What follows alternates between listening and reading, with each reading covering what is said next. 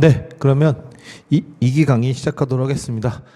어떻게 한 주 잘 보내셨나요? 그렇죠.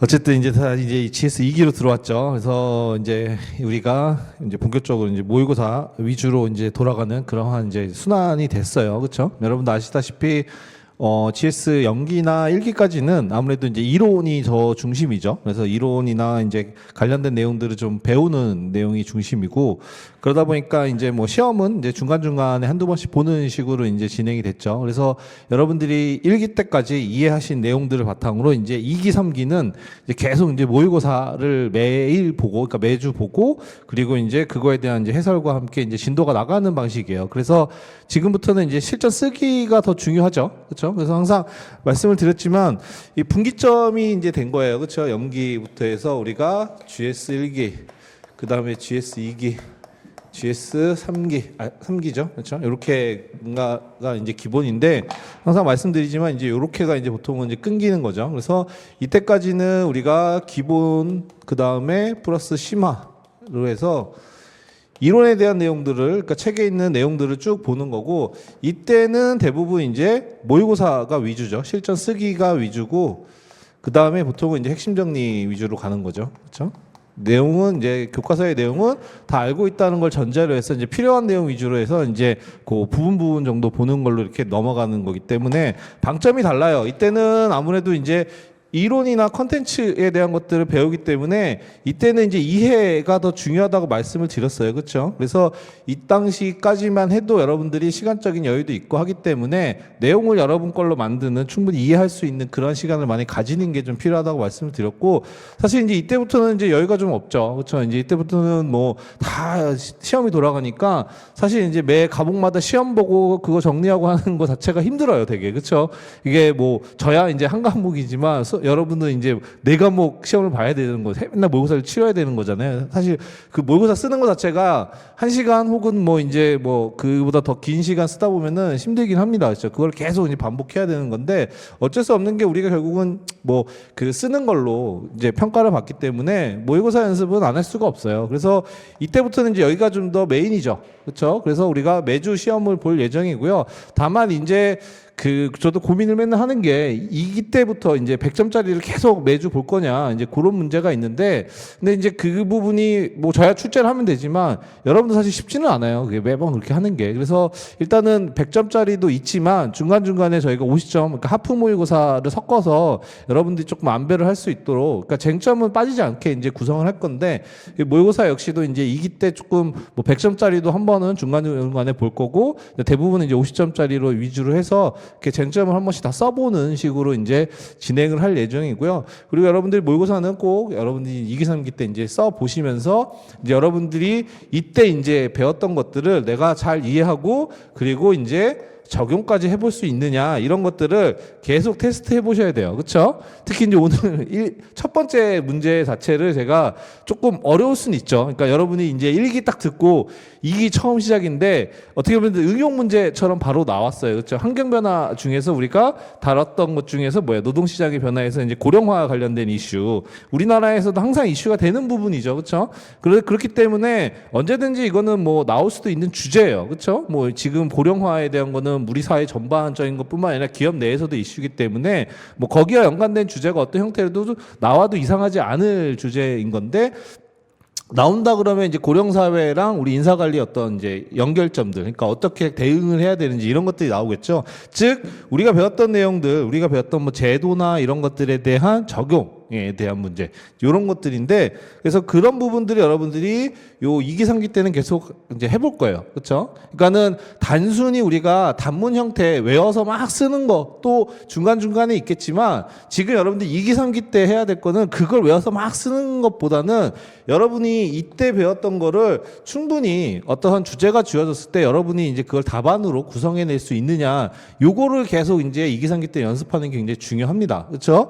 그래서 이때 이제 50점짜리의 문제 같은 경우 이제 대부분 이제 우리가 이제 설계 문제라고도 얘기하는 그러한 이제 인사관리 방안에 대한 것들, 어떠한 특정 주제나 뭐 어떠한 이제 내용에 대해서 뭐 이제 솔루션으로서 우리 인사관리 방안을 어떻게 구성할 수 있느냐, 요 부분을 2기, 3기 때는 계속 문제에서 비슷하게 출제를 해서 여러분들이 응용이나 이런 것들을 하는 방식을 이제 연습을 하도록 할 거예요. 이제 그게 이제 여러분이 되면 이제 더 이런 이해도나 아니면은 실전에서 어떤 적용할 수 있는 부분들이 더 이제 트레이닝이 되겠죠. 이제 그거를 잘 하실 줄 알아야 나중에 이제 뭐 단문이나 이런 것도 더 잘 쓸 수 있어요. 그렇죠? 그래서 그런 부분들을 계속 그 2기, 3기 때는 연습을 할 거다. 그렇죠? 그래서 뭐 단순히 뭐 외워서 쓰는 단문형 문제도 있겠지만 주로 이제 그런 부분들. 그래서 그것도 이제 사실 여러분들이 그 제 시험을 계속 보다 보면은 어떤 틀이 있어요. 그러니까 그런 적용이나 응용하는 거 있어서, 그래서 그런 틀을 가지고 계속 이제 연습을 해볼 거니까 요 부분을 여러분들이 실전으로 한번 써봐야 된다. 그러니까 여러분 고민을 해봐셔야 된다는 거죠. 고민을. 그렇죠? 그러니까는 고민을 이 배웠던 걸 내용으로 이런 주제가 나왔을 때 혹은 이런 이슈가 환경 변화가 나왔으니까 이거를 어떤 식으로 적용을 하거나 구성을 해야겠다. 이런 부분들을 고민하고 써보는 시간이 이제 요때가 주로 될 겁니다. 그래서 뭐 그런 의미에서 오늘 이제 처음인데 문제를 조금 뭐 어렵다면 어려운 문제겠죠. 그렇죠? 그런 문제를 좀 출제를 했던 거고요. 그래서 그런 식으로 이제 이제 2기 때 혹은 3기 때 계속 진행이 될 거니까 모의고사 계속 꼭 꾸준히 잘 보시고 그 다음에 뭐 첨삭이나 이런 것도 참고해서 좀 보완하시는 방향으로 하시면 될 것 같고, 그 모의고사는 아마 이제 그런 식으로 진행이 될 거고, 핵심 정리 같은 경우는 이제 우리가 진도는 있으니까 이제 거기에 맞춰서 이제 중요한 내용 위주로 좀 다룰 예정이고요. 특히 이제 우리가 1기 때 내용을 다 보긴 했지만 이제 뒷부분에 조금 이제 빨리 넘어간 부분도 있어요. 근데 그 부분 특히 노사관계 파트나 이런 부분들은 이제 큰 흐름이나 내용들은 봤지만 좀 더 이제 우리가 그 해당 파트는 우리가 좀 더 보도록 하고 시험에 출제하면은 이제 그 부분 더 이제 내용을 한 번 더 볼 거니까 이제 그것까지 생각을 해두시고 이제 2기를 임하시면 될 것 같습니다. 그래서 이런 식으로 우리가 그 2기 때는 어떠한 점이 좀 더 포커스가 되는지, 그 다음에 어떻게 여러분들이 이제 임해야 되는지를 조금 생각해 보시면서 우리가 GS 2기를 좀 시작을 하면 좋을 것 같습니다. 그렇죠? 그래서 이제 본격적으로 이제 힘들어지는 시즌이 오죠. 이제 1기 때까지는 그래도 조금 뭔가 여유가 있는데 이제 2기부터는 이제 좀 더 긴장감이 더 생기고 여러분도 그러실 거예요. 특히 이제 1차까지 준비하시는 분들은 더 그렇겠죠. 그렇죠? 그래서 어쨌든 이걸 이겨내셔야 이제 좋은 결과가 있으니까 잘 조금 이제 열심히 해 주시길 바라겠습니다. 자, 그러면 오늘 문제를 좀 볼게요. 오늘 문제. 그렇죠? 그래서 뭐 대략 뭐 GS 2기에 대한 뭐 강의 그 오리엔테이션은 이 정도면 될 것 같고요. 뭐 다 아시다시피 이제 질문이나 혹은 뭐 온라인으로 이제 들으시는 분들은 모의고사 뭐 지금도 이렇게 1기 때도 그렇고 이제 계속 모의고사 보시고 온라인 들으신 분들 모의고사 보시고 저한테도 이제 그 모의고사 답안 보내주시거든요. 그렇죠? 그렇게 계속 똑같이 해주시면 될 것 같아요. 그럼 제가 첨삭해서 그거 다시 보내드리니까 그 모의고사 꼭 보시는 거 빼놓지 않고 하시길 바랍니다. 이렇게 하시면 됐고, 질문 사항은 우리 그 강의 계획서에 있는 그 메일로 보내주시면 될 것 같아요. 그렇죠? 그래서 그렇게 해서 보시면 될 것 같고, 이제 8회차 동안 어쨌든 또 열심히 우리가 좀 더 내용들을 좀 배워보도록 하겠습니다. 자, 그럼 오늘 문제 보시면 오늘 문제는 그냥 50점짜리 하프로 출제를 했는데 내용 자체는 이게 좀 쉬운 문제는 아니죠. 그렇죠? 여러분도 처음에 이걸 어떻게 접근해야 되냐 많이 고민을 하셨어야 됐는데 그래서 일부러 이걸 냈어요. 그러니까 왜냐하면 이제 여러분들이 연기 1기 듣고 나면 조금 뭔가 아는 것 같고 막 이제 약간 이제 그런 느낌이 있는데 이제 그런 부분들을 한번 다시 이제 또 리셋하면서 긴장감을 불러일으키기 위해서 출제를 했습니다. 그래서 어쨌든 우리가 이런 시험 내용은, 그러니까 이런 이슈와 관련된 부분들은 잘 준비를 하셔야 돼요. 그렇죠? 왜냐하면 언제든지 우리 그 인사노무 관리에서 이런 형태의 어떤 이슈와 관련된 것들은 물어보는 거는 언제든지 출제될 수 있고, 그런 문제들이 어떻게 보면 되게 어려운 문제예요. 그렇죠? 어려운 문제고 그거를 잘 쓰는 게 굉장히 중요합니다. 그렇죠? 그걸 잘 쓰면 고득점이 가능해요. 사실 그 부분이 제일. 그렇죠? 근데 그 부분을 이제 쓴다는 게 우리가 외워서 쓸 수는 없죠. 외워서 쓰는 건 한계가 있어요. 그렇죠? 그러니까 여러분이 각각의 제도나 이런 것들이 어떤 취지, 그런 것들이 어떤 경우에 효과가 있는지 이런 것들을 잘 알고 계셔야 조합을 해서 쓸 수 있는 거죠. 그렇죠? 그래서 그 부분도 우리가 계속 시험 때 이제 뭐 오늘은 중장년이지만 뭐 여성 인력도 한번 다뤄볼 거고 뭐 다양성에 대한 것도 나중에 다뤄볼 거고 다 관련된 거, 뭐 기술의 발전에 대한 것도 우리가 그런 환경 변화에 대한 것들은 다 한 번씩 찔러 볼 겁니다. 그렇죠? 그래서 다 볼 거니까 여러분들이 이제 이런 것들을 어떻게 접근해야 되느냐, 그 이제 틀이나 그 프레임워크를 잘 좀 생각해 두시면 좋을 것 같아요. 그렇죠? 자, 그래서 보시면 이제 그 당연히 고령 인력에 대한 내용이에요. 그렇죠? 그래서 장년층 비중이 높아지고 있죠. 우리나라에서 지금 초고령 사회로 넘어들었습니다. 그렇죠? 그러한 상황에서 물음 1 같은 경우는 이제 뭐예요?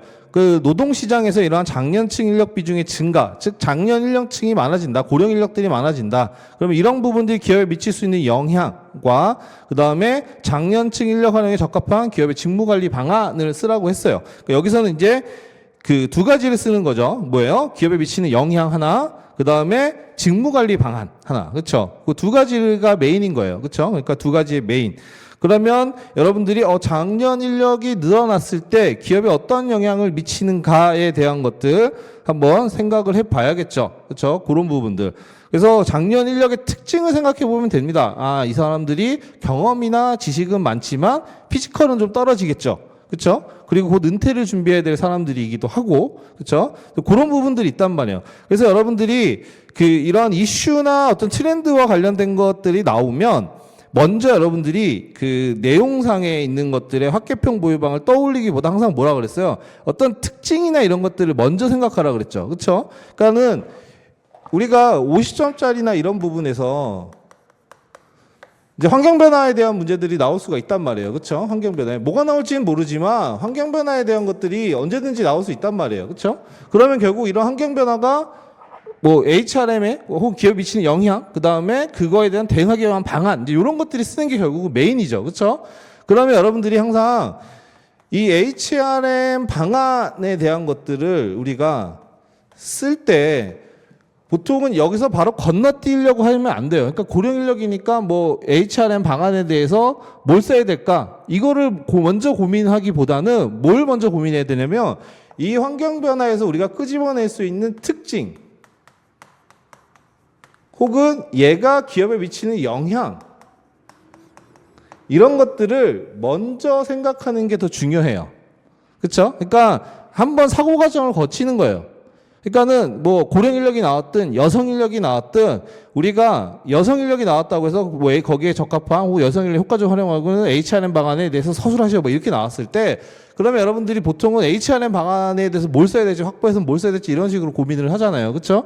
근데 그렇게 가기보다는 먼저 여성 인력 혹은 고령 인력의 특징이 뭔가, 그거를 먼저 떠올려 보는 게 중요해요. 그걸 떠올려 보고 그걸 정리를 어느 정도 해보고 그 다음에 이런 고령 인력이 기업에 미치는 영향은 뭔가, 뭐 둘 다를 해볼 수도 있고 그거는 어떤 이슈냐에 따라 다른데 이 두 가지 중에 하나라도 여러분들이 먼저 생각해 보는 게 중요합니다. 그게 왜 그러냐면 여기서 이러한 특징이나 이슈를 뽑아내면 이걸 하는 이유는 그거예요. 쉽게 말하면 여기 있는 이런 특징으로 가지고 뒤에 HRM 방안과 연결시킬 거예요. 그러니까 쉽게 말하면 그래요. 장년 인력은 이러한 특징이 있으니까 확보에서는 이런 제도가 필요해. 그렇죠? 그 다음에 장년 인력이 기업에 미치는 영향은 이렇게 있으니까 이런 영향을 뭐 최소화하기 위해서 이러한 보상 방안이 필요해. 이런 논리 구조를 만드는 거예요. 그렇죠? 그러니까 이걸 먼저 생각한 다음에 여기에서 하나하나씩 제도를 연결될 만한 제도를 갖다가 붙이는 거라고 생각하시면 돼요. 그렇죠? 그렇게 사고를 하시는 걸 연습을 하셔야 돼요. 그러니까는 이거를 먼저 정리 없이 이 부분에 대한 거는 막 여러분들이 머릿속에 막 직관적으로 떠올릴 수는 있어요. 막 이렇게 막 두둥두둥 떠올릴 수는 있는데 그런 것들을 일목요연하게 정리하지 않고 이쪽으로 바로 막 가게 되면은 여기에 뭘 써야 될지도 막막하기 뿐더러 논리적이지가 못해요. 흐름이니까 막 둥근안방이 될 수 있어요. 근데 여러분들 이걸 한번 정리를 해주고 찝어내주면 그냥 그다음부터는 이런 특징이 있으니까 이 제도가 적합해. 이러한 영향이 있으니까 이거를 극대화하기 위해서는 이런 제도를 활용하면 좋아. 이러한 부정적인 영향이 있으니까 이걸 최소화하기 위해서는 이런 제도가 필요해. 그러니까 이런 식으로 논리를 다 가져갈 수가 있어요. 그러면 쭉 하나의 답안이 뭐예요? 연결되면서 논리적인 흐름 플로우가 만들어진단 말이에요. 그렇죠? 그런 연습을 여러분들이 이제 2기 때, 3기 때 계속 할 거예요. 그렇죠? 그러니까 여러분들이 환경 변화는 배운단 말이에요, 항상. 그렇죠? 근데 여러분들이 이제 보통 어떻게 보면 환경 변화는 환경 변화대로만 봐. 그렇죠? 그래. 고령 인력 사회가 문제야. 그렇죠? 그리고 가끔 이제 보면은 친절한 책들은 뭐 환경 변화에 따라서 이게 부분 뭐 이러한 제도가 필요하다 이제 이런 식으로 언급이 되긴 하지만 그것만 가지고 여러분들이 50점짜리 답안을 채우기는 쉽지는 않아요. 그렇죠? 그러니까는 이게 무슨 예를 들어서 그런 거죠. 여러분이 찾는 나중에 보면은 뭐 여성 인력에 대한 이슈 있으면 딱 일목요연하게 정리된 답안 같은 것들 있잖아요. 그렇죠? 그런 것들만 이제 막 외우려고 이제 나중에는 막 하게 되는 경우가 많은데 뭐 그것도 하나의 방안이죠. 근데 이 주제가 어떻게 나올지는 모른단 말이에요. 그렇죠? 달리 나오면 여러분 어떻게 할 거예요? 그렇죠? 똑같이 나온다는 보장도 없고 무슨 주제가 나올지도 몰라요. 그러면 여러분들이 이거를 그냥 외운다고 하면 이거 어떻게 보면 시간 낭비일 수 있어요. 똑같이 나오면 베스트지만 그럴 가능성은 낮고 그리고 여러분들이 이런 구성을 할 수 있는 힘을 그 논리력을 키우는 게 더 중요하단 말이에요. 그런 접근 방식을. 근데 대부분의 이제 것들이 우리가 이런 식으로 어떠한 내용이 나왔을 때 거기에 대한 특징이나 영향을 먼저 생각한 다음에 그걸 토대로 실마리를 풀어가는 게 훨씬 더 여러분한테는 답안 구성할 때 효율적이에요. 그러니까 논리적. 그러니까 여기에 뭐가 붙더라도 그게 뭐 물론 완전 엉뚱한 게 아니라면 사실 어느 정도는 다 쓸 수 있는 것들이 많아요. 그렇죠? 다만 왜 그게 적합하냐, 왜 그게 효과적이냐 이제 이런 것들을 여러분들이 좀 근거 있게 설명하는 게 좋은데 그게 제일 쉬운 게 바로 이런 특징들을 가지고 끄집어낼 수 있는 것들이란 말이에요. 그렇죠? 그래서 항상 그 우리가 50점짜리 이제 계속 연습을 할 건데 하면 처음에 이제 이러한 비슷한 내용들이 항상 먼저 나와요. 먼저 이걸 언급을 해주고 그러니까 예를 들어서 그런 거죠. 뭐 MZ세대다. 그러면 MZ세대에 대해 적합한 이런 H방 어떻게 설계할 거예요? 그러면 MZ세대의 특징을 먼저 알아야 되는 거잖아요. 그렇죠? 얘네는 이런 특징을 가지고 있어. 이러한 성향이 있어. 그걸 먼저 알아야 아, 이러한 성향이 있으니까 뭐 유연근무제가 더 적합하고 뭐 워라밸을 위해서 이게 필요하고 그다음에 뭐 성과를 굉장히 중요시하고 보상의 공정성을 추구하니까 뭐가 필요하고 이런 식으로 여러분들이 쉽게 거기에다 관련된 걸 끄집어내서 연결할 수 있는 것들을 좀 찾아낼 수 있다는 거죠. 조합할 수 있다는 거죠. 그렇죠? 그게 이제 기본적으로 여러분들이 50점짜리 혹은 앞으로 인사관리에 적용 응용을 할 때 좀 이제 그런 식으로 접근하는 게 항상 필요합니다. 이게 사실은 그 컨설팅 프로세스랑 똑같은 거예요. 그거를 그대로 이제 한 거예요. 컨설팅 프로세스도 환경 변화에 대한 것들을 쭉 다 분석을 하죠. 그럼 거기서 뽑아낸단 말이에요. 시사점 같은 것들을. 아, 이런 변화가 있으니까 앞으로 이렇게 대응해야 돼. 뭐 이런 것들이 필요해. 그런 것들을 먼저 다 뽑아내요. 그리고 나서 아 그러니까 전체적으로 이거 종합해보면 방향성은 일로 가야 되고 방향성에 따라서 뭐 제도가 이걸 이렇게 가야 돼 뭐 이런 식으로 이제 흐름을 잡거든요 보통은. 그러니까 똑같은 구조라고 보시면 돼요. 그래서 그거를 여러분들도 답안 쓸 때 좀 더 쉽게 하기 위해서는 이런 부분이라고 보시면 되고 오늘 물음 1 같은 게 바로 특히 이제 뭐 적합한 직무관리 방안 빼고 기업의 증가에 기업에 미칠 수 있는 영향이 이제 이런 역할을 하기도 하는 거죠. 영향.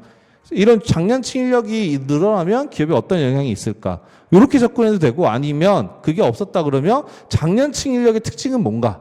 이걸 먼저 한번 떠올려 보시는 게 중요해요. 그래서 아까 말씀드린 것처럼 뭐 지식과 경험은 풍부하지만 뭐 피지컬이 이제 그런 것들이 좀 떨어지는 부분들, 나 은퇴를 곧 준비해야 되는 사람들, 뭐 이런 것들 등등등이 있잖아요. 그렇죠? 그런 부분들을 먼저 좀 떠올려 본 다음에 거기서부터 좀 실마리를 찾아가는 식으로 연습을 하시는 게 굉장히 필요하다. 그렇게 하면 여러분들이 조금 더 막막하게 접근하는 것보다는 훨씬 더 다른 사람보다 조금 더 논리적으로 근거 있게 쓸 수 있는 답안이 될 수 있습니다. 그렇죠? 예를 들어서 뭐 그런 거죠. 그러니까 우리가 브리타 같은 경우도 비슷해요. 그러니까 예를 들어서 우리가 기존에 직장 내 괴롭힘 문제가 나왔어요. 그렇죠? 직장 내 괴롭힘 문제가 나왔을 때 직장 내 괴롭힘에 대한 부분들을 어떻게 써야 될지 뭐 여러 가지 이제 그런 고민이 있을 텐데 그럼 직장 내 괴롭힘에 대한 뭐 개념을 차치하더라도 이런 직장 내 괴롭힘이 뭐 어떤 특징이 있는지 혹은 기업에 미치는 영향은 뭔지를 좀 먼저 떠올려 보면 거기서부터 실마리를 좀 풀어갈 수도 있습니다. 그렇죠? 그래서 뭐 이거 인간관계 제도에 대한 것들 유지 파트와 관련된 부분도 연결도 시켜볼 수도 있는 거고 이제 그런 식으로 그 특징이나 그게 기업에 미치는 영향에 대한 것들 긍정적이든 부정적이든 상관없어요. 긍정적인 거는 긍정적인 걸 더 극대화시키기 위해서 뭔가를 하면 되는 거고 부정적인 거는 아 이것들을 최소화시킬 수 있는 방안은 뭔가라는 걸로 접근을 하면 되는 거기 때문에 그 뭐 모든 상관은 없습니다. 그렇죠? 그래서 그런 부분들을 먼저 떠올리고 생각해보는 연습이 좀 더 필요하다. 약간 이런 식으로 여러분들이 접근을 하시면 될 것 같아요. 그렇죠? 그 어쨌든 무릎 1은 이제 그러한 내용이에요. 그래서 여러분들이 그걸 먼저 한번 생각해보고 그리고 나서 이제 무릎 2가 나오는 거는 이제 그래서 이제 이런 고령 인력을 어떻게 활용할 수 있느냐 확보, 보상, 개발 측면에서 논하는 거죠. 그렇죠?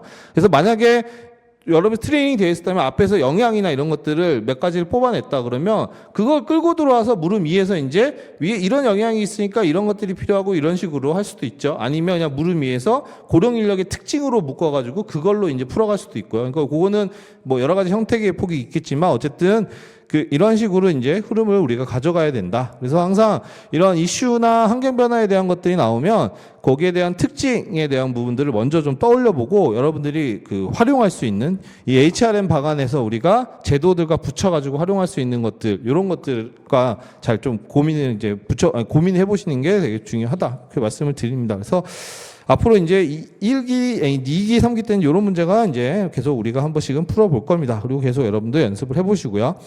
자, 어쨌든 이렇게가 이제 오늘 물음이었죠. 그래서 이제 어떻게 썼는지는 제가 이제 첨삭을 해드리겠지만 해설 답안을 보시면 이제 먼저 넘어가 볼게요. 자, 해설 답안에 보시면 이제 우리가 뭐 서론에서는 이제 고령화 사회에 대한 인적 자원 관리 방안 마련이 필요하다. 이제 뭐 이런 정도로 우리가 언급이 가능하겠죠. 왜 우리나라가 지금 초고령 사회에 진입해 있기 때문에 결국 노동 시장에서 공급되는 인력, 그다음에 기업 내에 있는 인력들이 다 장년화되고 있어요. 그렇죠? 그래서 이제 그 큰 문제긴 하죠. 우리 사회적으로. 그렇죠? 실제로도 이제 현장에 나가 보면 특히 제조나 이런 데는 엄청 심해요. 제조나 이런 데는 고령화가 되게 심해요. 왜냐하면 젊은 분들이 제조의 현장에서 일을 안 하잖아요. 안 하려고 그러잖아요. 그렇죠? 그래서 여러분 하다못해 이제 우리 경기도에 주변에 가면 공단 이런 데가 엄청 많단 말이에요. 그렇죠? 뭐 안산이나 이런 데 인천만 가도 남동공단 뭐 이제 그런 데도 가면은 엄청나게 많은데 거기서 이렇게 보면은 일하시는 분들이 대부분 막 50대, 60대 이러신 분들이 엄청 많아요. 나이 드신 나이까지 일하시는 분들이.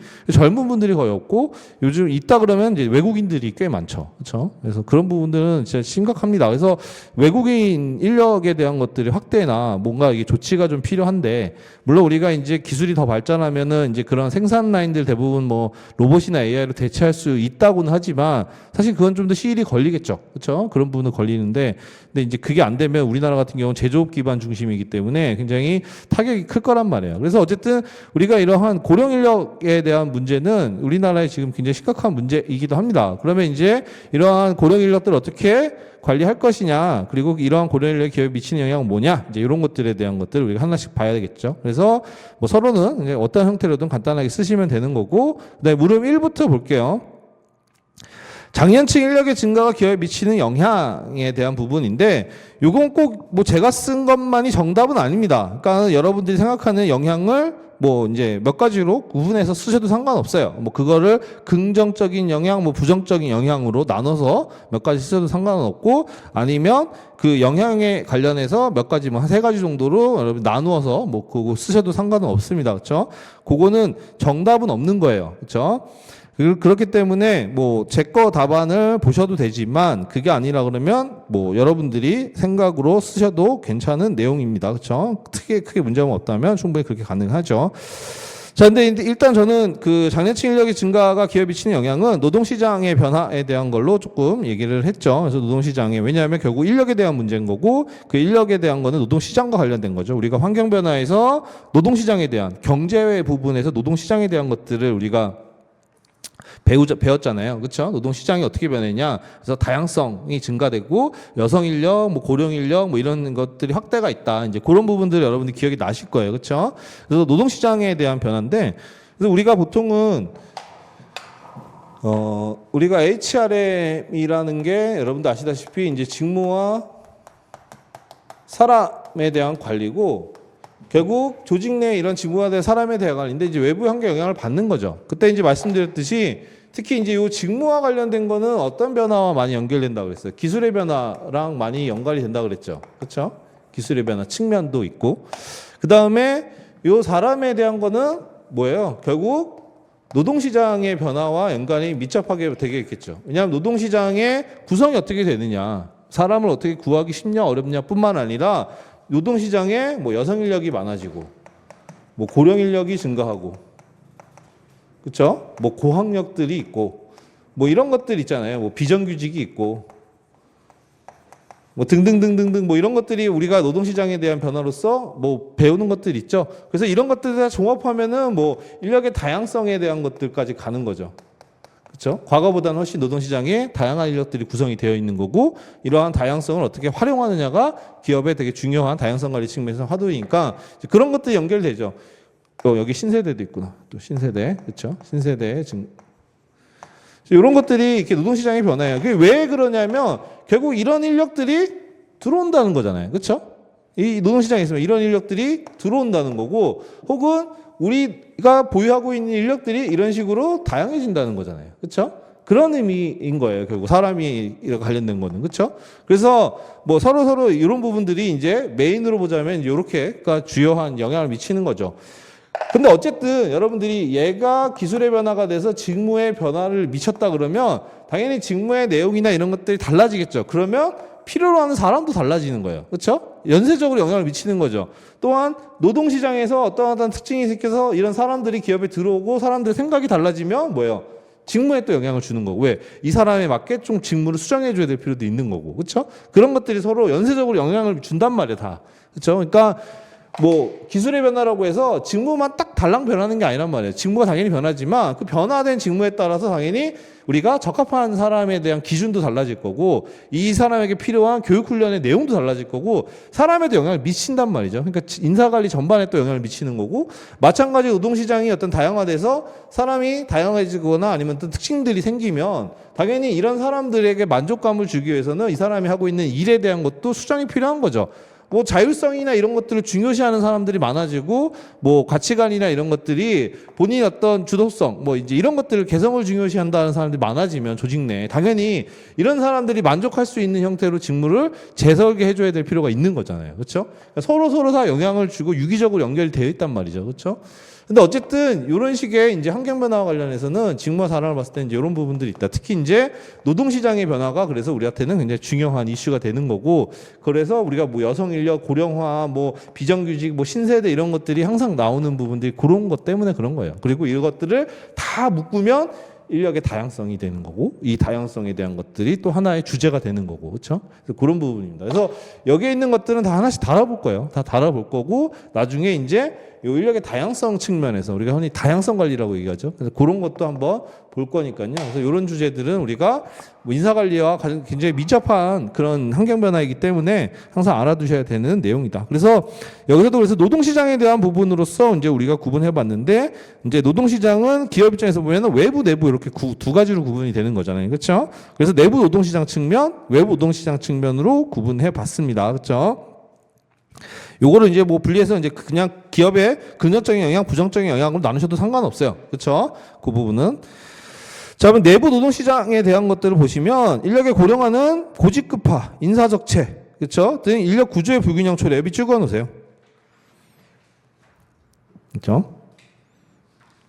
그러니까 인사적체, 뭐 정체, 승진 정체, 경력 정체 다 비슷하겠죠. 결국 이런 고령화 이제 나이 그 경험이 많은 사람들이 그만큼 회사에 오래 있다 보면 당연히 우리가 알고 있는 뭐 경력정체 이런 것도 당연히 있겠죠. 그렇죠. 뭐 등등등 여러 가지 생각해 볼 수 있습니다. 그래서 고직급화, 인사적체, 인력 구조의 불균형 초래하는 부분들이 있고 이는 뭐예요? 인건비 증가 밑줄. 인건비 증가의 밑줄이나 동그라미 해 놓으시고요. 별표 해 놓으세요.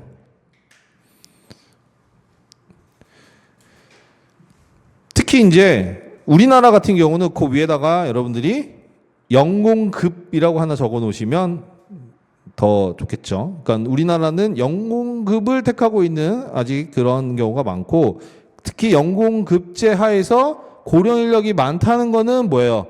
그만큼 인건비 증가가 뭐 부담이 된다는 거죠. 왜?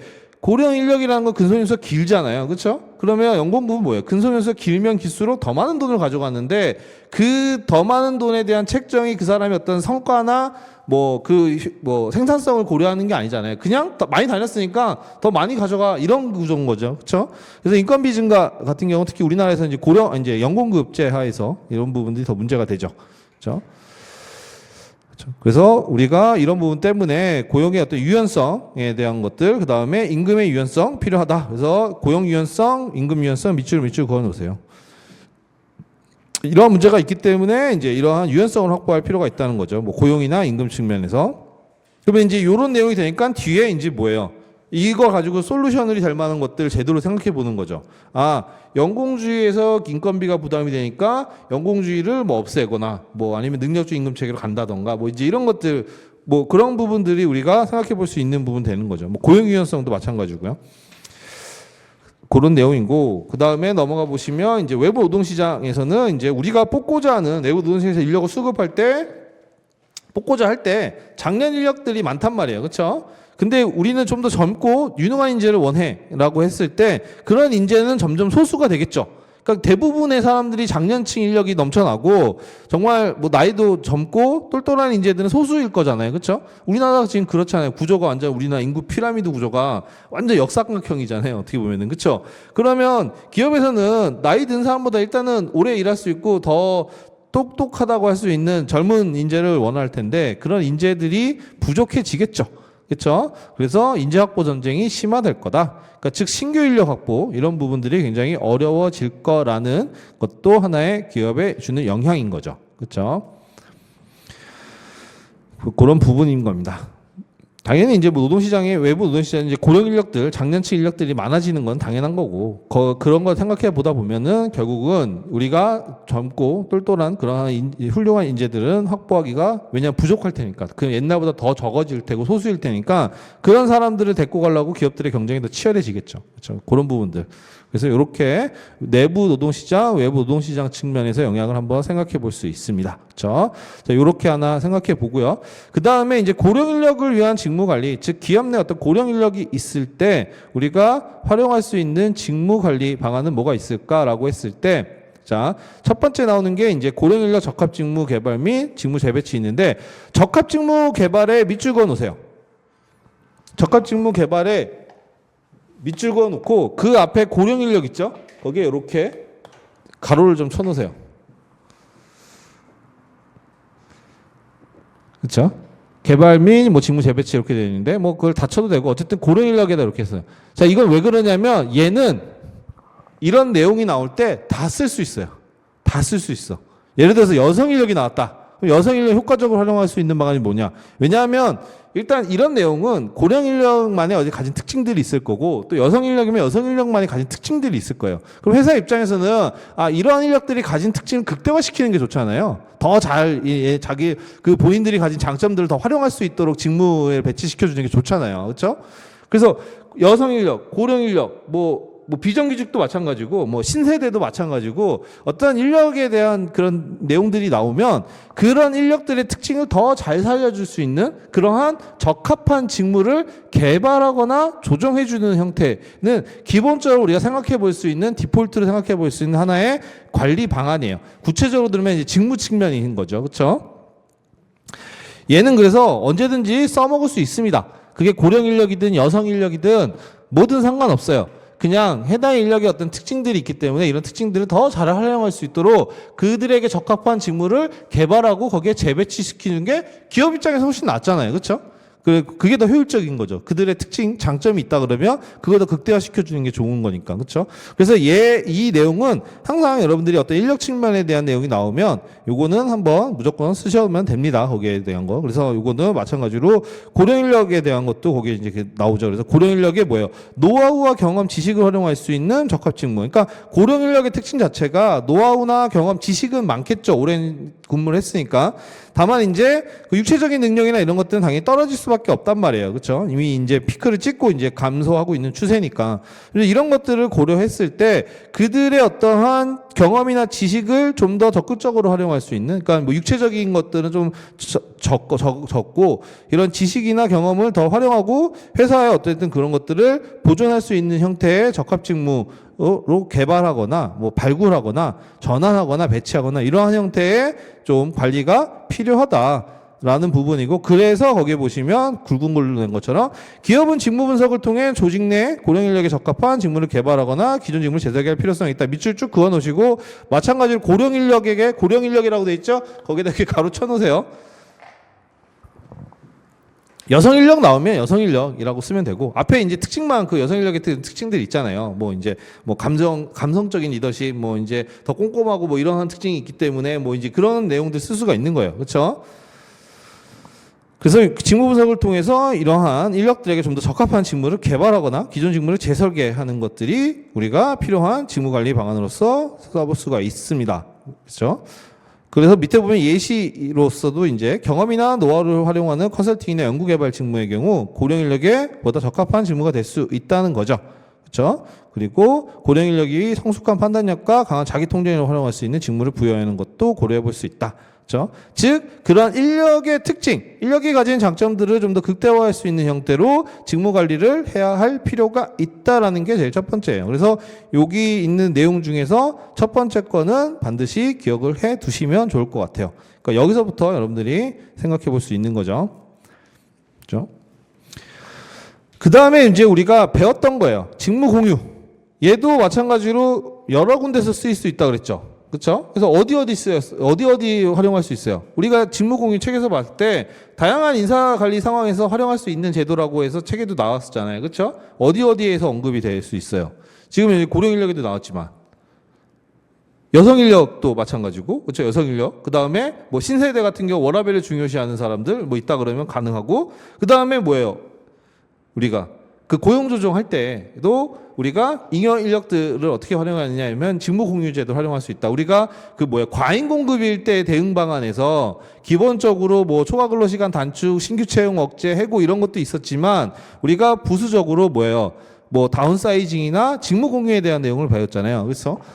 그래서 우리가 직무 공유가 그때 책에도 봤듯이 다양한 상황에서 우리가 활용해 볼 수 있는 그런 제도라는 표현도 거기에 나왔단 말이에요. 그렇죠?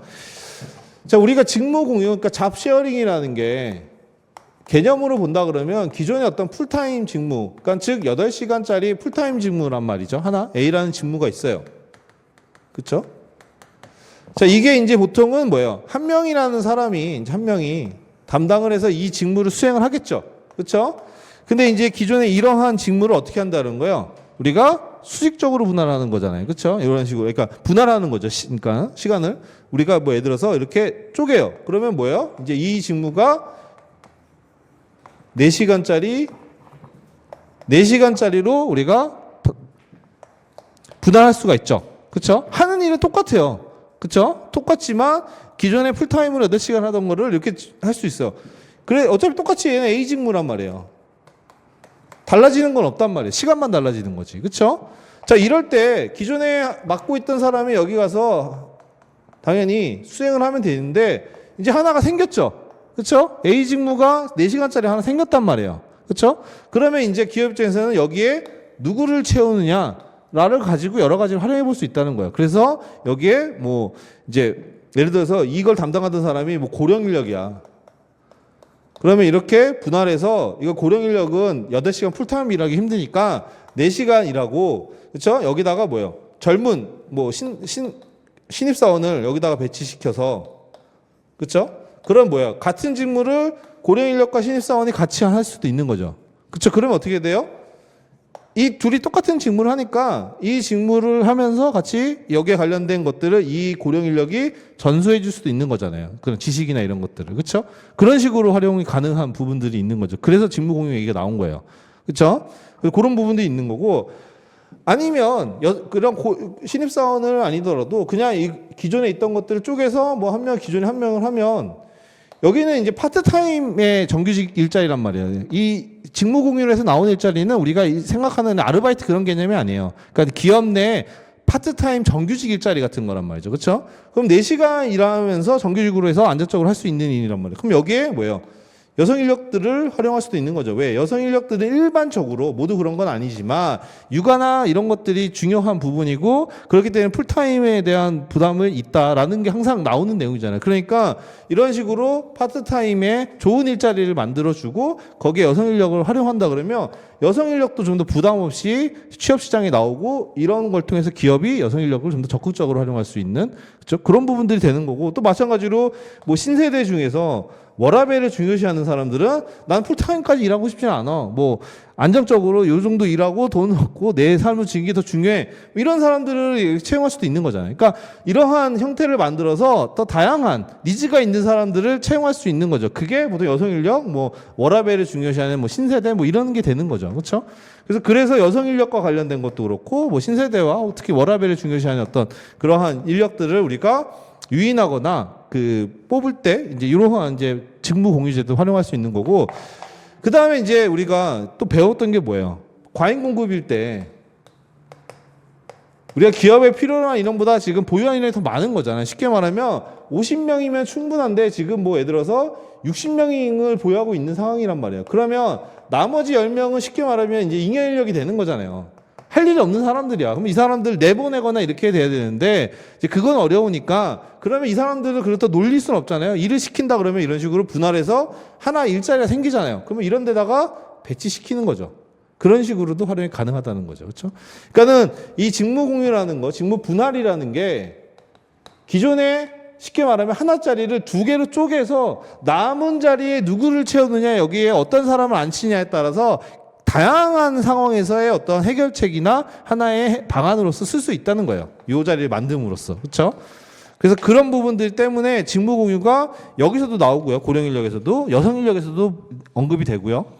그다음에 뭐 신세대, 뭐 MZ세대와 관련한 부분도 언급이 되는 경우도 있죠. 그렇죠? 그다음에 이제 고용 조정할 때 이제 그런 내용도 또 나오는 부분들이 있는 거예요. 그렇죠? 그래서 그 내용들 우리가 배웠던 거니까 잘 한번 기억을 해 보시면 좋을 것 같고요. 실제로 우리가 교재에서도 보면은 교재에서 우리가 거기 이제 그 101페이지 있죠? 101페이지. 101페이지에 보시면 이제 과잉 공급 시 대응 방안이라고 해서 이제 뭐 기존에 이제 교과서에 나온 인력 감축 전략 해가지고 뭐 초과 근무 시간 단축, 해고, 신규 채용 옥제 이런 것도 있지만 이제 플러스 한다 그러면 이제 직무 분할제나 이제 뭐 다운사이징에 대한 내용이 있는데, 특히 이제 직무 분할제에 대한 것들, 직무 공유제에 대한 것들은 보시면 이제 그러한 내용들이 있고, 특히 경영 측면의 효과에서 보면 인력 활용의 유연성을 제고할 수 있다 그랬죠. 그래서 우리가 앞에서도 고용의 유연성 얘기를 했었어요. 그 아까 전에 고령 인력에 대한 내부 노동시에서 인력의 유연성, 고용의 유연성에 대한 내용도 있죠. 그래서 인력 활용의 유연성을 우리가 확보할 수도 있을 뿐만 아니라, 특히 이제 그 맨 마지막에 내려가 보면 거기도 써 있죠. 인적 자원 관리의 여러 목적을 효율적으로 달성할 수 있다. 그렇죠? 그래서 뭐 여기에는 정년을 앞둔 두 근로자의 직무 분할 뭐 이런 것도 있고요. 그 다음에 뭐 승진을 앞둔 그 근로자가 승진을 맡게 될 직무를 분할하여 담당해서 이제 배우는 그러한 형태도 있지만, 플러스 뭐예요? 여성 인력, 그 다음에 뭐 워라밸, 그 다음에 뭐 고용조정 영역이 있는 거니까 이제 그런 부분들, 그러니까 다양한 상황에서 다양한 목적으로 우리가 뭐 활용할 수 있는 그러한 제도가 직무 분할제라고 할 수 있습니다. 공유제. 그렇죠? 그래서 이거 기억을 해 두시면 될 것 같아요. 그래서 만약에 여성 인력이 나와도 1번, 2번은 뭐 똑같이 써도 되는 내용이에요. 여성 인력이 나와도. 그렇죠? 자, 그다음에 이제 유연근무제 도입. 요것도 이제 우리가 뭐 피지컬적인 것들, 이런 것들, 정신적 피로도 뭐 이런 것들을 고려했을 때 유연근무제도 생각해 볼 수 있죠. 뭐 2번, 3번이 비슷하긴 하지만 제도는 다르잖아요. 그렇죠? 직무공유제는 기존의 직무를 풀타임으로 쪼개서 우리가 이제 하는 거고, 유연근무제는 그냥 요 풀타임 직무를 뭐 고정적인 근무 시간대가 아니라 다양한 형태로 뭐 예를 들어 재테크라든지 뭐 이런 식으로 여러 가지 형태로 쓰는 거니까 제도는 다르죠. 그렇죠? 그래서 이런 유연근무제도 항상 뭐 언급이 가능한 부분이고, 고령 인력뿐만 아니라 마찬가지로 여성 인력도 되고 뭐 신세대도 되고 다 됩니다. 유연근무제 같은 경우는 뭐 특별한 이슈가 없는 한 뭐 특정해서 뭐 제조업, 생산 라인 뭐 이런 것들이 나오지 않는 이상 우리가 일반적으로 필요한 그 직원의 어떤 동기부여 측면이나 뭐 이제 효율적으로 인력을 사용하기 위해서 필요한 유연근무제라고 언급을 해도 상관은 없습니다. 그렇죠? 자, 어쨌든 이런 유연근무제까지. 그래서 이런 직무관리, 왜 직무관리에 왜 유연근무제를 언급했냐면, 박경윤 교수님은 어떻게 돼요?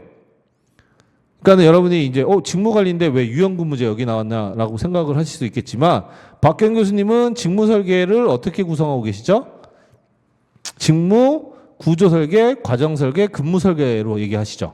그래서 거기에 첫 번째 넣은 게 바로 그거예요. 직무 설계에는 구조 설계, 과정 설계, 근무 시간 설계가 있다. 즉 광의의 직무 설계로 보기 때문에, 즉 광의의 직무라는 범위로 봤을 때는 그 해당 파트의 직무 관리에는 당연히 여러분도 아시겠지만 뭐예요? 직무 관리는 당연히 어떤 내용으로 구성돼요? 직무 설계, 직무 분석, 그 다음에 직무 평가, 요 세 꼭지가 나오잖아요. 그렇죠? 근데 아까 직무 분석에 대한 거는 간단하게 이런 직무 분석을 통해서 적합 직무 발굴해라, 이런 내용 다룬 거고, 그렇죠? 그 다음에 이제 뭐 직무 분석이 직무 평가, 요거는 뭐 할 말이 크게 없죠. 그렇죠? 요거는 이제 뭐 직무 분석돼서 평가하는 거니까 요거는 크게 없고, 그 다음에 이제 설계에 대한 논의할 수 있잖아요. 그렇죠? 그럼 설계에 대한 논의를 우리가 어떻게 할 거냐라고 했을 때, 박현 교수님은 직무 설계 자체를 광의의 의미로 보신다 그랬죠. 좀 광의의. 그러니까 직무 자체를 좀 넓게 보고 이렇게 판단하시는데, 그러다 보니까 직무 설계를 직무 구조 설계, 그 다음에 직무 과정 설계, 그 다음에 근무 시간 설계, 이렇게 우리가 직무 설계를 광의의 의미로 정해서 이렇게 설명하고 계시죠. 그렇죠? 그래서 근무 시간 설계에 뭐예요? 여기 뭐 고정 근무 시간대나 그 다음에 뭐 변동 근무, 이게 결국은 유연 근무죠. 변동 근무라는 게 결국 플렉서블 타임 한 거니까 유연 근무란 말이에요. 유연 근무. 그러니까 여기서 직무 관리 방안을 물어봤을 때 이런 식으로 논리를 타고 들어가면 뭐예요? 유연 근무까지 언급이 가능한 거죠. 그렇죠? 물론 이제 일부분 다른 책들의 구성에서는 이렇게 광의로 안 보고 구조 설계만 가지고 직무 설계를 얘기하는 데가 있어요. 그렇죠? 구조 설계. 이게 이제 원래 우리가 잘 알고 있는 직무 설계고, 요건 이제 협의의 직무 설계잖아요. 그렇죠? 만약에 이거를 협의의 직무 설계로 한정해서 본다 그러면 구조 설계에 대한 거니까 거기에다 유연근 문제 얘기하는 거는 맞지 않겠죠. 무슨 의미인지 아시겠어요? 만약에 직무 설계를 우리가 다른 책에서 만약에 협의의 직무 설계를 구조 설계만 의미하는 걸로 만약에 정의하거나 거기에 대해만 언급하면 여기다가 이걸 넣는 거는 논리적으로 맞지가 않겠죠. 그렇죠? 그러면 그렇게 구성된 책들은 유연근 문제가 어디가 있다 그랬어요? 유지관리가 있다 그랬잖아요. 그렇죠? 유지관리가 있다 그랬잖아요. 만약에 그렇게 접근하면은 유연근 문제는 유지관리 파트에 대해서 거기서 언급하는 게 낫지 여기서는 언급을 못 한단 말이에요. 왜냐면 이거는 직무를 어떻게 수직적이고 수평적인 측면에서 어떻게 만들 거냐, 그 내용이잖아요. 그렇죠? 근데 박경 교수님 스타일로 정의를 하면 쭉 해서 여기서 언급이 가능하단 말이에요. 그렇죠? 그래서 직무 관리를 물어봤으니까 박경 교수님 스타일로 간다 그러면 우리가 여기서 유연근 문제 언급, 그래서 처음에 이런 언급이 필요한 거예요. 직무 설계에는 뭐예요? 그러니까 광의 직무 설계로서 구조 설계, 과정 설계, 근무 시간 설계가 있다. 이 한 줄을 넣어주는 게 굉장히 중요한 거예요. 그렇죠? 그 한 줄, 거기다 밑줄 그어 놓으세요. 그러니까 여러분들이 직무 관리에서 어떤 뭐 근무 시간 설계를 논하겠다라고 한다 그러면 요 내용을 써 주시는 게 좋아요. 그렇죠? 그러니까 물론 이제 그렇게 쓰면 이해를 하실 수는 있겠지만 뭐 간혹 또 그게 아닐 수도 있잖아요. 그렇죠? 그러니까 그렇게 여러분들이 논리적으로 나는 직무 설계 자체를 좀 광의로 봐서 이렇게 보고 있습니다. 그래서 요 내용에서 이 근무 시간 설계 파트와 관련해서 직무 관리로서 이런 유연근 문제 도입을 논하겠다라는 것들을 우리가 써주는 거죠. 그렇죠? 그래서 직무 설계에는 구조 설계, 과정 설계, 근무 시간 설계가 있다. 이 중 근무 시간 설계에 있어서 뭐예요? 고령 인력의 육체적, 정신적 피로도를 줄여 업무 생산성을 향상 유지시킬 필요가 있다. 그러기 위해서 뭐 전일제 근로 형태 이런 게 아니라 뭐 시차 출퇴근 제도, 탄력적 근무 시간 제도 등등등등 알고 있는 여러분들이 유연 근무제 이런 것들을 적극 도입하고 장려할 필요가 있다. 그렇죠? 자, 요거의 논리적인 그 구조를 아시겠죠? 그렇죠? 그러니까 이게 뭐 법도 그렇잖아요. 뭐 이게 논리적으로 탁탁 약간 요 부분도 그런 부분들이 있어요. 그러니까 그 해당의 어떤 개념을 넓게 보냐 좁게 보느냐에 따라서 이게 여기에 들어갈 수도 있고 안 들어갈 수도 있고 그렇단 말이에요. 그러니까 뭐 그거는 이제 뭐 교수님들마다 다른 거잖아요. 그렇죠? 그러니까 여러분들이 그 차이를 명확하게 이해하시는 게 중요합니다. 그렇죠? 박경 교수님은 좀 직무를 더 중요하게 여기시고 직무를 조금 넓게 보시는 편이죠. 그러다 보니까 이제 과정 설계까지 직무 설계 넣어서 설명하고 계시잖아요. 그렇죠? 그래서 좀 넓게 보고 계시기 때문에 우리가 이런 부분도 활용해 볼 수 있다. 그렇죠? 그래서 그때도 한번 말씀을 드렸던 게 이거는 이제 참고지만 여러분들이 예를 들어서 뭐 또 문제가 나왔고 유연근무제를 하나의 제도로서 쓰면 좋을 것 같아. 그쵸? 이거에 대한 것도 쓰고 싶어. 그러면 이제 이거를 그냥 쓰면 되는데, 우리가 뭐 50점짜리나 뭐 25점짜리에서 이제 뭐 각각 개별 기능별로 물어볼 수 있잖아요. 그쵸? 그러면 얘는 뭐 어떻게 물어보느냐에 따라서 어디다가 여러분들이 자유롭게 넣을 수 있단 말이에요. 뭐 예를 들어서 직무관리 방안으로 물어봤어. 직무관리 방안이 나오거나, 그쵸? 혹은 어디서도 쓸 수 있어요? 보상에서도 쓸 수 있어요. 그쵸? 그 다음에 유지 파트에서도 쓸 수 있어요. 그쵸? 직무관리 대신 직무관리로 물어본다 그러면 이제 직무 설계에서 광의의 설계로서 우리가 뭐예요? 여기서 이제 근무시간 설계로 타고 들어가서 언급도 가능하죠. 그쵸? 보상에서는 뭘로 언급이 가능해요? 비경제적인 보상으로. 이도저도 아니다? 그러면 그냥 유지 파트에서 직원의 동기부여를 위해서 모티베이션을 위해서 유연근무제 도입이 가능하다. 모티베이션 프로그램을 할게요.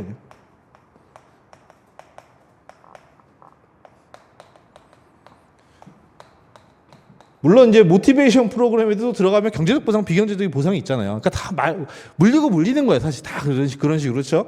그러니까 얘는 주소를 여러분들이 어디든 쓸 수 있어요. 그러니까 문제에서 뭐 보상으로 물어봐, 보상으로만 나왔다. 유지는 안 물어보고. 근데 유연근무제도 충분히 뭐 쓸 수 있는 내용이야. 그러면 비경제적인 보상의 꼭지 하나로서 유연근무제 얘기를 써도 되는 거고. 보상은 안 물어봤어. 유지만 물어봤어. 유지 뭐 확보, 유지 뭐 평가 뭐 이런 거만 물어봤어. 그러면 유지에다가 이거 쓰시면 되는 거고. 아니면 이런 거 안 물어보고 오늘처럼 뭐 직무관리에 대한 걸로 물어봤다. 그러면 이렇게 타고 들어가서 여기다가도 쓸 수 있는 거고. 그렇죠? 그러니까 같은 내용이지만 다 들어갈 수 있는 부분이다. 당연히 여러분 중복해서 쓰면 안 되겠죠. 보상이랑 유지랑 물어보니까 여기다가도 써, 여기다 쓰면 그건 안 되겠죠. 둘 중에 하나만 선택해서 쓰면 되는 거죠. 그렇죠? 그런 건 하시면 안 돼요. 예를 들어서 문제에서 뭐 우선 HRM 방안 중 뭐 보상, 유지, 뭐 예를 들어서 뭐 확보 방안에 대해서 쓰시오 그러면 보상, 유지 둘 다 유연근무제 이렇게 쓰는 거는 바보 같은 짓이죠. 그렇죠? 왜냐면 똑같은 내용인데 굳이 이렇게 쓸 필요 어느 한쪽에다 여러분들이 몰아서 쓰면 돼요. 보상은 쓸 내용이 많으니까 유지에 좀 쓸 내용이 없냐면 유지에 갖다 넣어도 되는 거고. 그렇죠? 그건 상관없습니다. 그렇죠? 그냥 그 주소에만 맞게 물어본 거에 맞게 주소에만 맞게 여러분들이 쓰시면 되는 거예요. 그렇죠?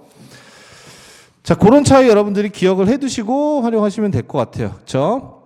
자, 여기까지가 이제 기본적인 그 장년층에 대한 이제 영향, 그 다음에 직무 관리예요. 그래서 요게 어떻게 보면 이제 하나의 특징들도 녹아져 있죠. 그렇죠? 특징들도 아까 전에 있던 것처럼 뭐 녹아져 있기 때문에 요러한 내용들을 기본적으로 해서 이제 우리가 물음 위에서 인적 자원 관리 방안에 대한 것들을 이제 살펴보는 거죠. 그렇죠?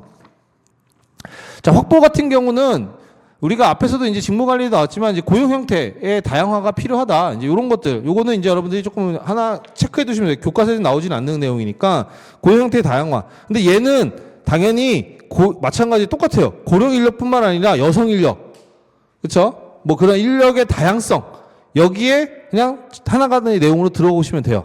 그렇죠? 왜냐하면 그만큼 노동 시장에 다양한 인력들이 있는 거니까 니즈들도 다양하겠죠. 그렇죠? 그러니까 누구는 풀타임 원하는 사람도 있고 누구는 뭐 파트타임 원하는 사람들도 있고 뭐 그런 사람도 있을 수 있단 말이에요. 그렇죠? 그러니까 워라밸이 되는 거 중요하지 않나. 그러면 그런 사람들을 위해서 고용 형태를 다양화할 필요 있다는 거죠. 그렇죠? 그래서 얘는 우리가 어떤 인력에 대한 특히 이제 노동시장의 인력의 다양화라는 측면에서 본다 그러면 확보에서는 이제 이런 내용들을 우리가 생각해 볼 수 있습니다. 그렇죠? 그래서 보시면 이제 고령사회에서는 기업의 외부 노동시장으로부터 원하는 인력 공급 부족이 겪게 될 인력난을 대비하기 위해서 고용 형태를 다양화하는 방향을 모색해야 된다.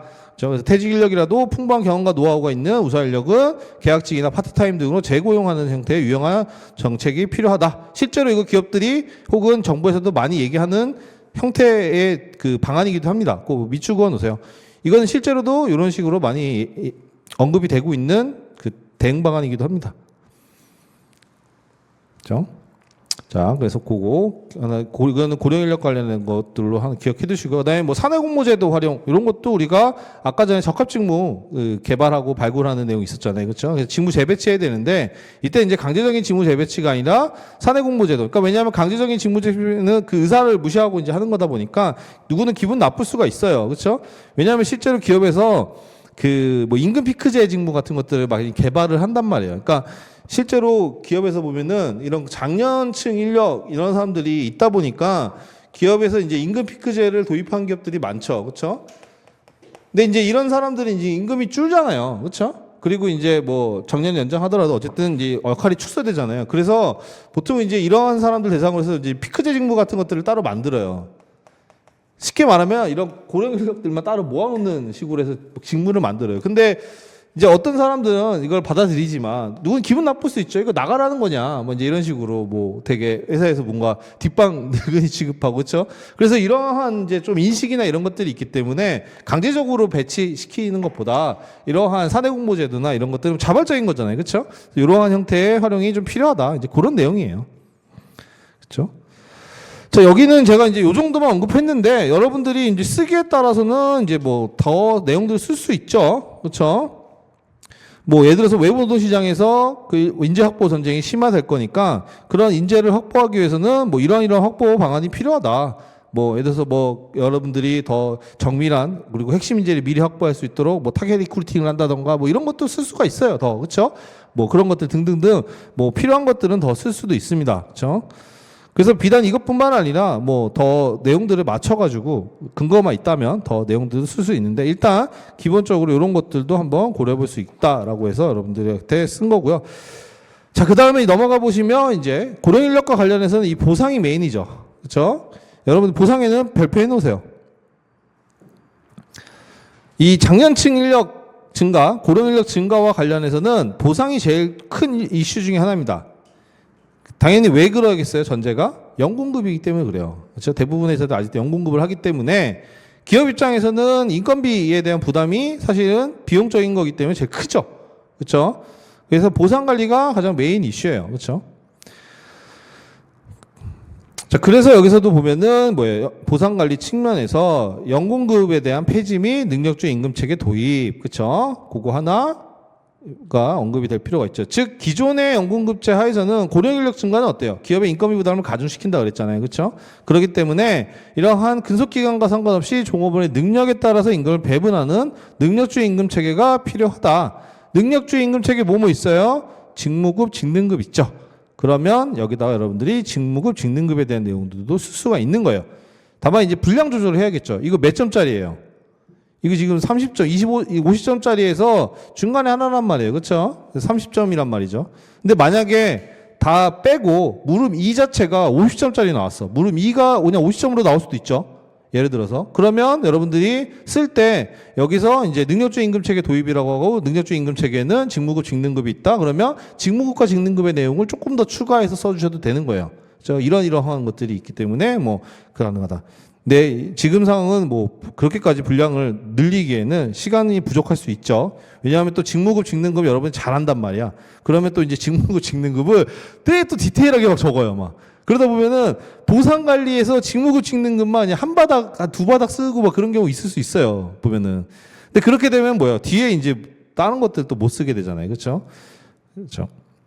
그래서 어쨌든 이런 부분에서 특히 50점짜리나 이런 데서는 결국 솔루션에 대한 것들이 중요하기 때문에 아주 디테일하게 들어가기보다는 여러 가지 솔루션을 제시해 주는 방향으로 근거 있는 내용들과 함께 그게 더 중요합니다. 그렇죠? 직무급 직능을 물어보는 게 아니잖아요. 직접적으로 물어본 거 아닌 이상은 여러분들이 너무 많은 내용을 거기다가 쏟아 부을 필요는 없습니다. 그렇죠? 그거 외에도 써야 될 게 많은 상황일 테니까. 자, 어쨌든 요 연공급 폐지 및 능력주의 임금 체계 도입, 그리고 그런 능력주의 임금 체계로서 우리가 직무급과 직능급을 고려해 볼 수 있다. 뭐 더 나간다 그러면 여러분들이 결론도 얘기를 해볼 수 있죠. 직무급 같은 경우, 그러니까 우리가 직능급 할 때 배웠던 것 중에 하나 기억나세요? 직무급과 직능급의 차이? 그래서 뭐예요? 직능은 연공주의적인 요소가 있다 그랬잖아요. 그래서 우리가 연공급제에서 우리가 능력주의 임금 체계로 갈 때 직무급으로 바로 가는 것보다는 뭐예요? 직능급이 오히려 저항이나 이런 것들이 덜하기 때문에 그것들을 먼저 도입하는 게 뭐 좀 적합할 것이다, 타당할 것이다 이런 식으로 여러분이 여러 의견도 제시할 수 있는 거잖아요. 그렇죠? 책에 나온 거니까 당연히 그런 것들도 여러분들이 그런 식으로 여러분 의견처럼 그런 것도 하나 껴놓고 하면 더 좋죠. 우리의 논술 답안이니까 여러분들이 그런 것도 활용하시면 좋습니다. 그래서 항상 우리가 일기 때 봤듯이 뭐 결론이라고 제가 말씀드렸던 것, 책에 보면 그런 내용이 있어요. 교수님들이 이게 그런 식으로 설명하는 거. 그런 것들이 여러분들이 여러분 의견처럼 이런 답안에 쓸 수 있으면 쓰면 돼요. 그런 거. 그렇죠? 그래서 그런 부분들. 어쨌든 그래서 직무급과 직능급의 내용이고, 근데 저는 이제 여기에다가 뭐예요? 직무급 중심으로 썼죠. 이 중에서 나는 직무급이 더 타당하다 이렇게 써도 상관없어요. 그렇죠? 뭐 직능급, 직무급이 있는데 고령 인력에 적합한 직무 개발과 연계한다면, 그렇죠? 능력주의 임금 체계 중 직무 상대적 가치에 따른 임금을 지급하는 직무급이 좀 더 타당할 거라고 생각한다. 그런 내용들, 그렇죠? 그런 부분들도 이렇게 활용해 볼 수, 생각해 볼 수 있는 거죠. 꼭 이것만이 정답이 아닙니다. 그냥 직능급, 직무급 다 언급하고 여러분들이 아까 말씀드린 것처럼 뭐 직능급이 더 그래서 뭐 저항을 줄이고 수용성을 높이는 측면에서 더 타당하다 생각한다 이렇게 써도 상관없는 거예요. 그렇죠? 그래서 그런 부분들이 있고 그 다음에 두 번째가 이러한 능력주의 임금 체계로 가면 좋지만 당연히 저항 이런 것들이 있단 말이에요. 그래서 거기도 있죠. 기존 연금급에서 직무급, 직능급 등 능력주의 임금 체계로 개편이 종업원들이 저항으로 어려울 경우 그렇죠? 임금 피크제 도입을 고려해 볼 수 있다라는 거예요. 그렇죠? 그래서 임금 피크제라는 거는 동일한 인건비하에서 고용 안정을 중시함과 동시에 뭐예요? 임금을 부담을 줄이는 거죠. 그렇죠? 쉽게 말하면 뭐 정년을 좀 더 연장해 주는 대신에 피크 시점에 임금을 줄임으로써 기업의 인건비 부담을 좀 감소시키는 부담을 더하는 그러한 형태의 제도인 거죠. 그렇죠? 그래서 임금 피크제 도입. 요거는 이제 장년층 인력, 고령 인력 사회에서 항상 언급되는 보상 파트에서 내용 중 하나입니다. 그렇죠?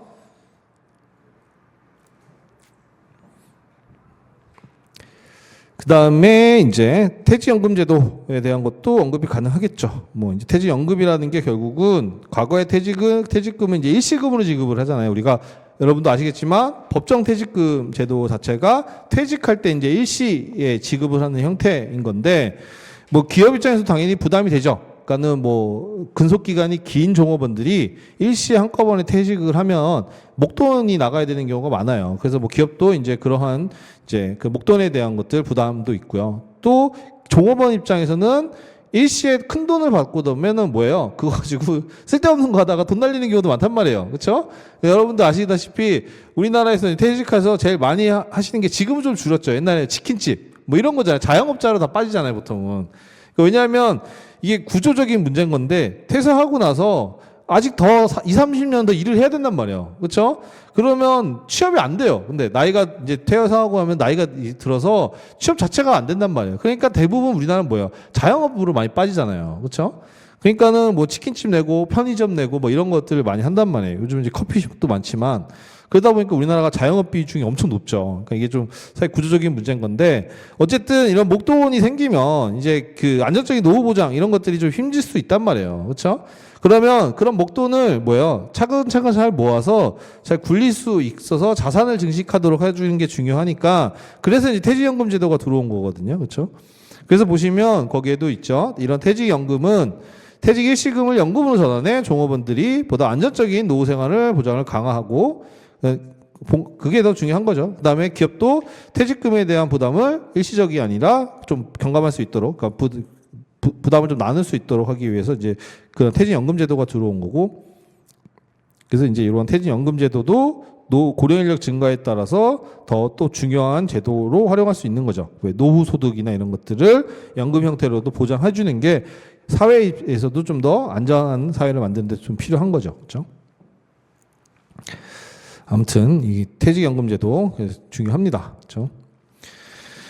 이게 이제 퇴직에 대한 부분들, 그러니까 노후 준비를 하긴 해야 되는데 이게 참 쉽지가 않아요. 그렇죠? 그러니까 여러분들도 사회에 이제 나중에 합격해서 일찍 진출하게 되시면 그렇거든요. 그러니까는 일찍 시작하면 노후라는 게 되게 먼 내용 같잖아요. 그러니까 다들 그때는 생각을 안 한단 말이에요. 그렇죠? 근데 이제 우리가 앞으로도 길게 일을 해야 되고 나중에 생각하면 노후 준비는 일찍 하면 할수록 좋아요. 일찍 하면 할수록. 저도 이제 시기를 놓쳤죠. 이제 저도 이제 한 40대 중반이 되니까 이제 그게 먼 미래가 아니다 보니까 해야 되는데 저도 이제 하나도 준비가 안 돼 있는 상황이다 보니까 좀 막막하긴 하거든요. 근데 미리부터 준비하면 그 제도들이 되게 많아요. 그렇죠? 퇴직연금 같은 경우도 뭐 그것도 이제 활용을 하면은 이제 안정적으로 투자처나 이런 데 넣어놓으면 이제 증식이 가능하고 하니까 여러분 나중에 이제 합격하셔가지고 사회에 나가시면 어느 정도 자리를 잡으시면 이제 노후에 대한 것들도 생각해서 미리미리 조금 이런 것도 준비해 두시면 좋습니다. 나중에 그대로해서 하려고 그러면 좀 늦어요. 미리 해야 이제 나중에 이게 효과도 있는 거잖아요. 그렇죠? 어쨌든 그런 퇴직연금제도에 대한 것도 있고요. 자, 그래서 이런 게 보상의 관리로서 우리가 언급해 볼 수 있는 주요한 내용입니다. 특히 이제 장년치과 관련해서.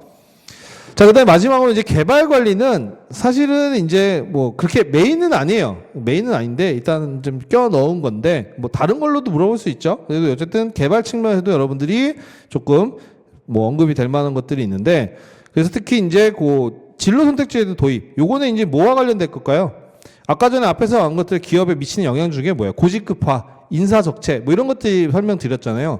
그게 다 뭐예요? 경력정체 중에서 객관적 경력정체에 대한 내용이죠. 그렇죠? 그래서 여기 직접적으로 언급이 되어 있지는 않지만 뭐 객관적인 경력정체 혹은 승진정체에 대한 것들 언급하면서 이제 개발관리에서 진로선택제도 도입이 필요하다 이런 내용들을 가능한 거예요. 그렇죠? 그러니까 진로선택제도 도입이 왜 나왔는지를 여러분이 맥락적으로 좀 잘 이해하시면 됩니다. 그러니까 뭐 이거 외에 이중경력 제도라고 써도 상관없습니다. 이중경력 경로라고. 어쨌든 진로선택 제도 우리가 그 객관적인 경력 정체, 그러니까 박경 교수님 책 기준으로 객관적 경력 정체에서 극복 방안으로 나왔던 그 내용을 여기다가 쓴 거예요. 뭐 주관적인 것도 가능하죠. 그러니까는 사실은 뭐 여기에다가 경력 정체의 내용을 넣어도 돼요. 이 개발 관리 내에다가 경력 정체 내용을 넣어도 전혀 이상하지 않아요. 왜? 이 장년층이라는 특징이 뭐예요? 계속 오래 있다 보니까 구조적인 문제 때문에 객관적인 경력 정체도 겪을 가능성이 높고 주관적인 것도 겪을 가능성이 높죠. 왜? 회사를 그만큼 오래 다니면 매너리즘에 이런 데 빠져 있을 수도 있잖아요. 그래서 특히 개발 관리에서 우리가 경력 정체 문제를 여러분들이 여기서 중요한 이슈로 언급을 한 다음에 이러한 고학력 장년층 인력이 증가함에 따라 내부적으로 경력 정체의 문제가 발생할 가능성이 크다. 그게 객관적으로 뭐 인사정체나 승진정체 때문에 그다음에 주관적으로 매너리즘이나 이런 것 때문에 발생할 가능성이 크다. 그렇기 때문에 이러한 경력정체 문제를 관리하기 위해서 혹은 해결하기 위해서 뭐 객관적 경력정체는 뭐 진로선택제도나 이런 제도 도입이 필요하고 주관적인 경력정체는 직무 재배치나 재설계 등이 필요하다. 그래서 직무에 대한 재설계는 앞에서 언급한 것과 같이 고령인력에 적합한 직무를 재설계해서 배치시키는 방안으로 연결하면은 뭐 적합할 것이다, 효과적일 것이다 이런 것도 가능한 거잖아요, 그렇죠? 다.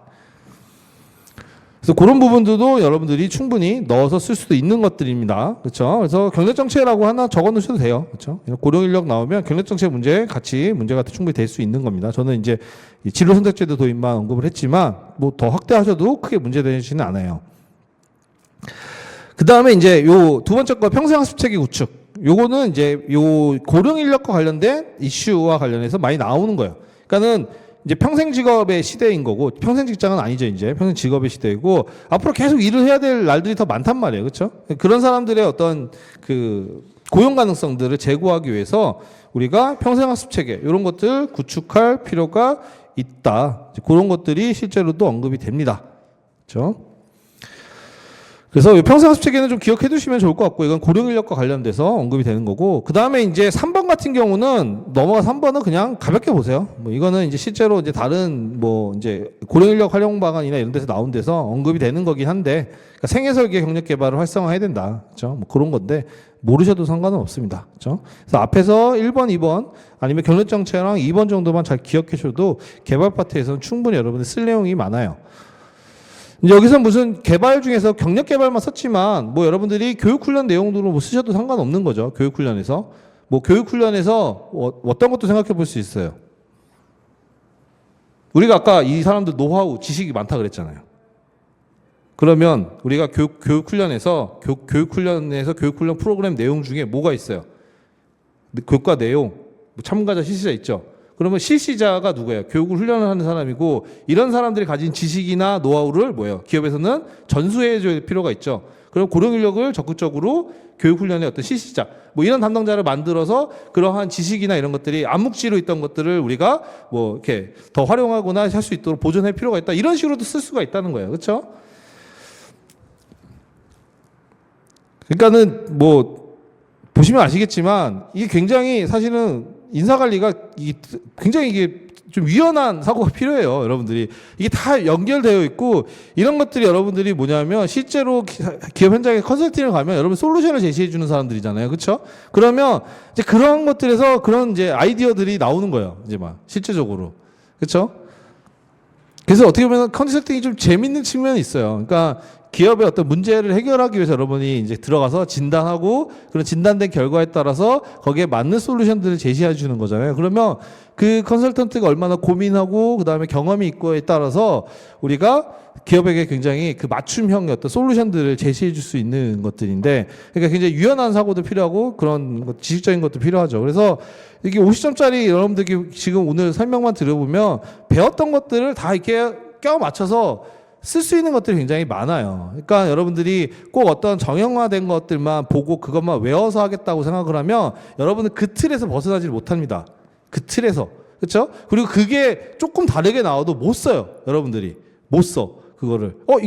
이거 결국 같은 내용이나 따지고 보면은 큰 차이가 있는 내용은 아닌데 여러분들이 그거를 그렇게 좀 더 사고의 전환을 해서 받아들이질 못해요. 그러니까 이런 식으로 여러분들이 좀 자유롭게 배웠던 내용들을 이런 특징이 있으니까 이런 부분과 연결할 수 있겠네. 이런 식으로 조금 고민을 해보고 생각해보는 게 굉장히 중요합니다. 그렇죠? 그래서 제가 말씀드렸듯이 제가 드린 이 답안도 100%가 아니란 말이에요. 그렇죠? 그러니까 여기에 여러분들 추가할 수 있는 것들은 추가하고, 여러분들이 그렇게 생각을 했는데 내가 이게 맞는지 틀린지 모르겠다. 그러면 물어보라 그랬죠. 그럼 제가 답변을 드린다고. 그렇죠? 실제로 그래서 그러신 분들도 있어요. 그러니까 자기가 이렇게 생각을 하고 이해하는데 이게 맞냐 이렇게 물어보시는 분들도 있거든요. 그런 게 좋은 거예요. 그렇죠? 그래서 그런 부분들이 좀 필요하다. 자, 그래서 오늘 이제 그 문제에 대한 해설을 여기서 마치고요. 그렇죠? 그래서 쉬운 문제는 아니었지만 앞으로 여러분들이 이제 이런 형태의 문제를 계속 풀어볼 겁니다. 그렇죠? 그래서 지금은 이제 오늘은 처음이니까 조금 이제 미진했던 게 있다면 다음에는 오늘 말씀드린 여러 가지 내용들을 좀 종합해서 여러분만의 답안, 여러분만의 생각을 조금 더 자유롭게 해서 써보시고 하는 것들이 좀 더 필요하다. 그러면서 여러분들이 조금 더 제도에 대한 이해라던가 조금 이제 인사관리에 대한 복합적인 유기적인 연결이나 이런 것들 좀 더 폭이 넓어질 테니까요. 좀 그렇게 해보시기 바라고 좀 쉬었다가 이제 이어서 할게요.